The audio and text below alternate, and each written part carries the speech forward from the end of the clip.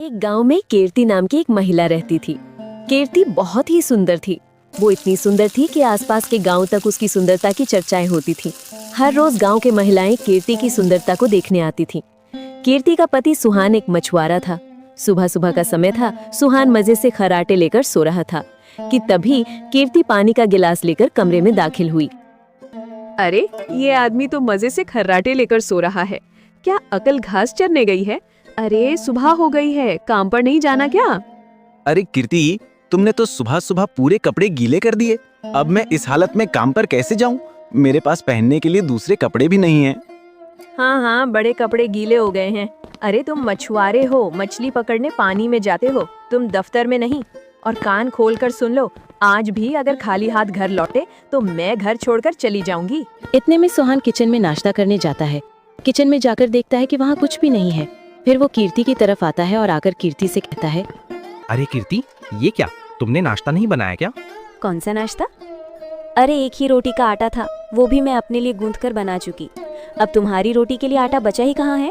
पहले कुछ कमा लाओ, तब न पका कर दूं। अच्छा, ठीक है। तुमने कर लिया नाश्ता? मतलब मैंने कर लिया नाश्ता। मैं जाता हूँ काम पर। ऊपर वाले की कृपा हुई तो आज तुम्हारे लिए इतनी बढ़िया मछली पकड़ कर लाऊंगा कि पूरा गांव देखता रह जाएगा। हाँ, तुम्हारे बस बातें ही हैं। घर में आटा नहीं है, तुम मछली पकड़कर मंडी ले जाना और बेचकर आटा लाना। और हाँ, अगर कुछ ना लाए तो याद रखना, मैं घर छोड़कर चली जाऊंगी, बता देती हूँ। सुहान अपनी पत्नी से बहुत मोहब्बत करता था। वो कभी भी नहीं चाहता था कि उसकी पत्नी उसे छोड़कर जाए। सुहान की जिंदगी ऐसी ही थी। आज भी सुहान एक उम्मीद के साथ नाव पर अपना जाल लेकर बैठा और निकल पड़ा।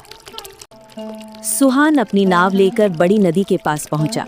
उसके मन में बार बार कीर्ति की बातें गूंज रही थीं।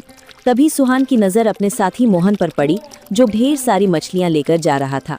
सुहान ने मोहन को आवाज लगाई, अरे मोहन भाई, आज तो आपकी निकल पड़ी। इतनी सारी मछलियाँ, क्या बात है? मगर मोहन ने उससे कोई जवाब नहीं दिया, जैसे वो उसे घृणा की नजर से देख रहा हो। दरअसल सुहान को कभी कभी ही मछलियाँ मिलती थीं, जिससे उसके घर का गुजारा मुश्किल था। तो वो बाकी मछुआरों से मछलियाँ मांग लाता था, ताकि उससे और उसकी पत्नी को एक वक्त का खाना मिल सके। ये सब लोग मुझसे इतनी नफरत क्यों करते हैं? ऊपर वाले, तुझसे उम्मीद है, आज बस इतनी कृपा करना कि जाल खाली ना निकले। काफी देर इंतजार करने के बाद जब सुहान ने पानी से जाल निकाला तो वो खाली था।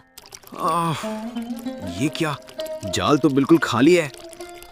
अरे मेरी तो फूटी किस्मत, कैसे दिन तो साथ दें। फिर से जाल डालकर देखता हूँ। सुहान ने फिर से जाल पानी में फेंका और फिर इंतजार करने लगा। काफी देर इंतजार करने के बाद जब सुहान ने जाल निकाला तो उसमें एक छोटी सी मछली थी, जिसे देखकर सुहान बहुत खुश हो गया।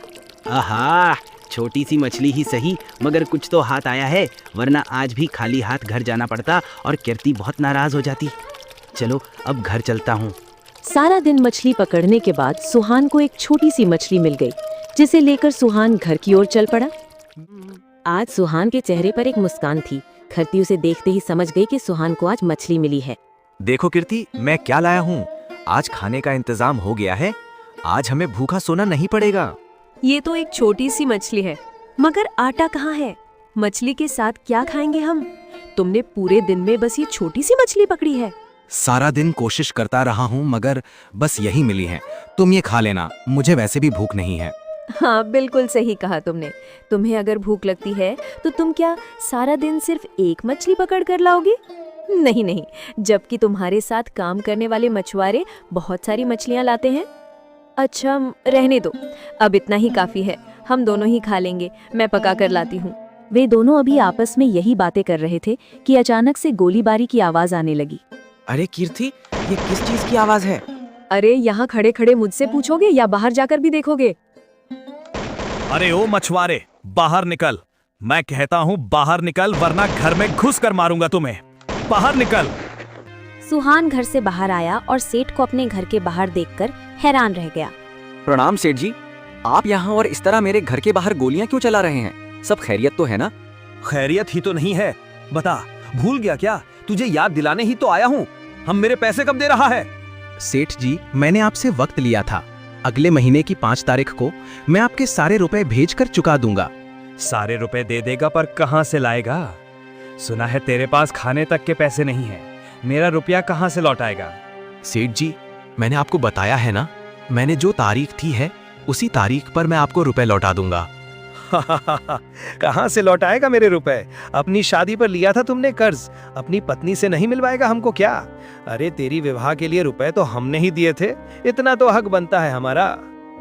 शोर शराबा सुनकर करती भी बाहर आ जाती है। सुहान अभी सेठ से बात कर ही रहा होता है कि सेठ की नजर करती पर पड़ती है और वो तुरंत बोल उठता है। अरे इतनी सुंदर स्त्री, ये तुम्हारी पत्नी है? अरे इतनी सुंदर लड़की तुम्हें किसने दे दी? तभी तो कह रहा था अगले महीने सारा पैसा लौटा दूंगा। तेरे पास तो खजाना है, ये खजाना हमें दे दो, हम तुम्हारा सारा कर्ज माफ कर देंगे। क्या कहते हो? सेठ जी, होश में तो हैं आप? ये मेरी पत्नी है, समझे? मेरी पत्नी। अब तुरंत यहाँ से दफा हो जाइए। मैं अगले महीने की 5 तारीख को खुद आपकी हवेली आकर पैसे दूंगा। अब दोबारा मेरे घर आने की हिम्मत मत करना, वरना अच्छा नहीं होगा। हाँ हाँ जाता हूँ, लेकिन सुन ले, अगर अगले महीने मेरे पैसे नहीं मिले ना तो याद रखना बहुत बुरा होगा, समझा?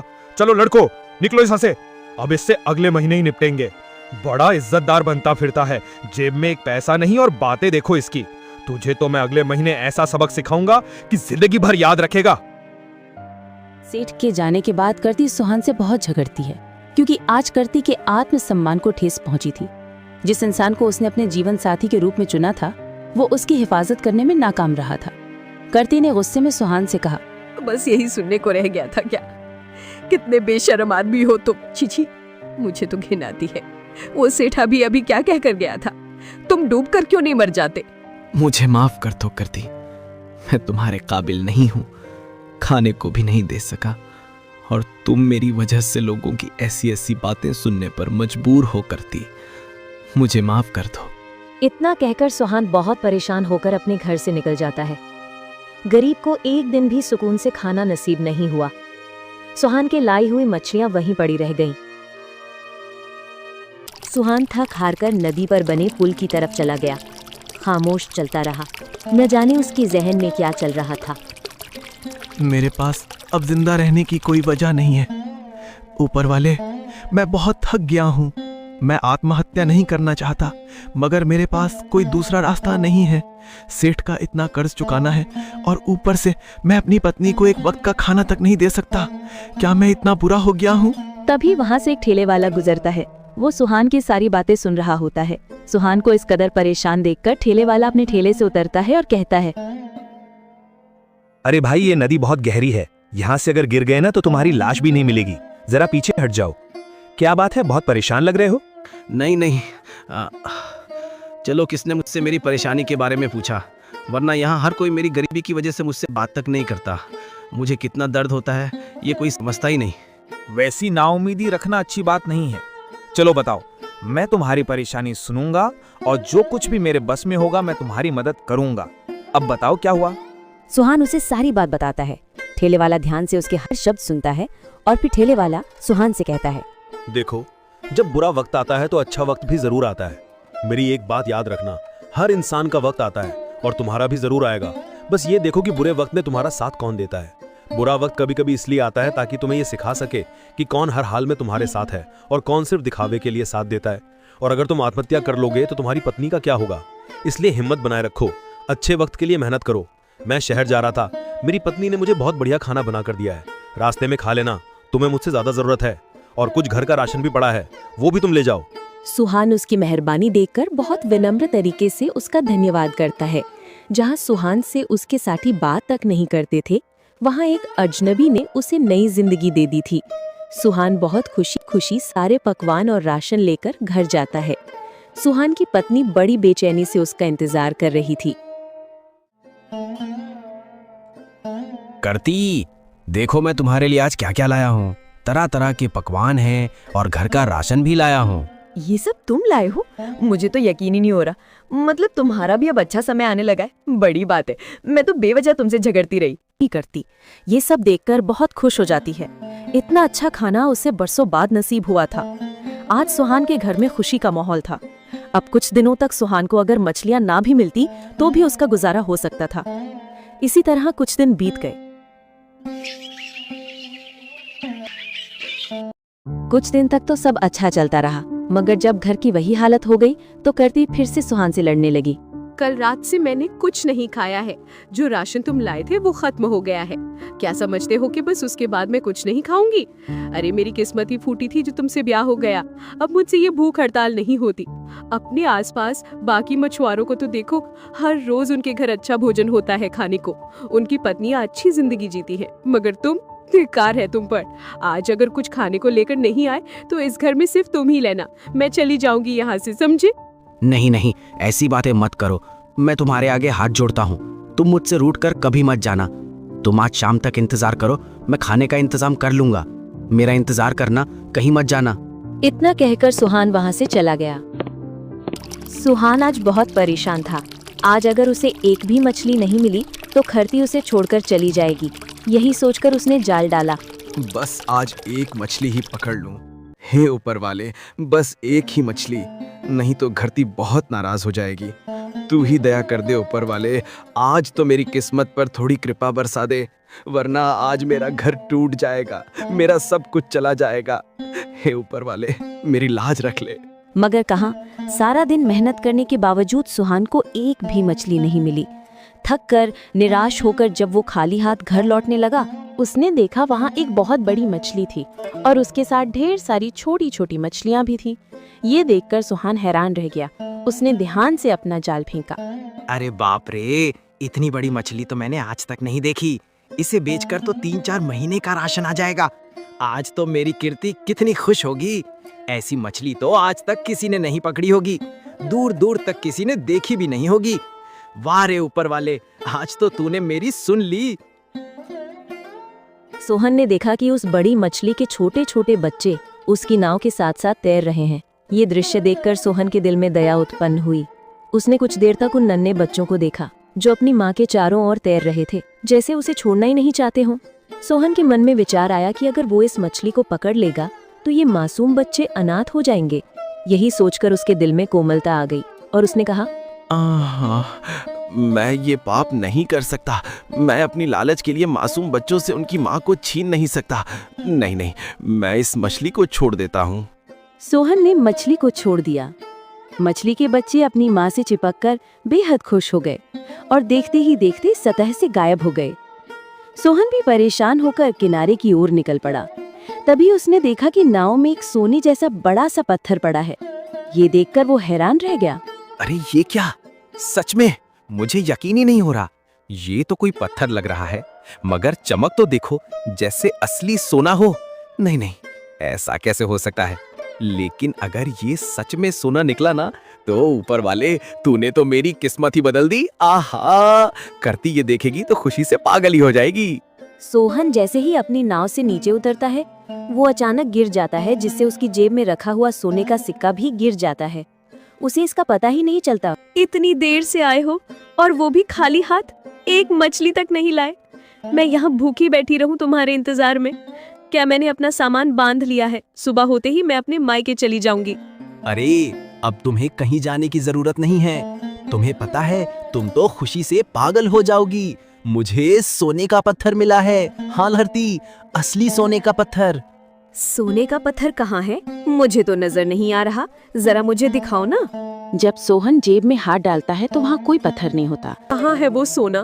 खाने तक को कुछ नहीं लाते और सपनों में सोना देखते हो। मेरे साथ मजाक कर रहे हो क्या? अब बस बहुत हो गया। तुम्हारे जैसे इंसान के साथ मेरी जिंदगी बर्बाद हो गई है। सोहन की किस्मत न जाने उसे एक पल की खुशी भी नहीं देना चाह रही थी। खरती झर लड़ झगड़ कर सो गई, लेकिन सोहन सारी रात परेशान रहा। उसके मन में बस एक ही सवाल घूमता रहा, आखिर वो सोने का पत्थर गया तो गया कहाँ? और फिर जैसे ही हल्की सी सुबह हुई, करती ने अपना सामान उठाया और अपने मायके की ओर निकल पड़ी। उसकी आंखों से गम और गुस्सा साफ झलक रहा था। सुबह जब मोहन उठता है तो उठकर कार्तिक को आवाज लगाने लगता है, मगर पूरे घर में उसे करती कहीं नहीं मिलती।